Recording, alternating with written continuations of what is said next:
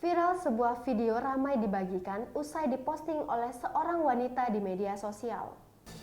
Dalam video tersebut terlihat sebuah foto sepasang suami istri berpakaian TNI serta sang wanita yang mengenakan hijab mengenakan seragam persib. Kisah yang dibagikan putri pensiunan TNI itu diketahui dikenal sebagai Momo di TikTok dengan akun @halalmui_. Sosok sang ayah terlihat gagah, bahkan potret di mana ia bersama sang ayah saat masih kecil juga turut dibagikan. Kemudian semua sirna saat kebahagiaan keluarganya itu diusik dengan hal-hal yang tak masuk akal pikiran manusia. Terlihat dalam video yang dibagikan putri pensiunan TNI itu, ada banyak sekali jarum, tulang, kain yang berbentuk pocong, paku, dan masih banyak lagi.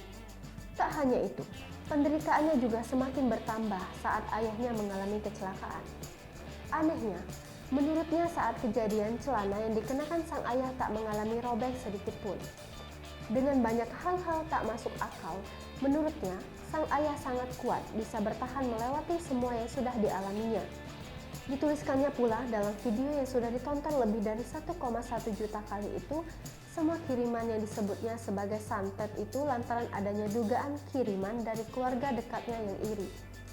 Di akhir video, dia mengirimkan doa untuk mendiang ayahnya. Tenang di surganya ya ayah, tutupnya.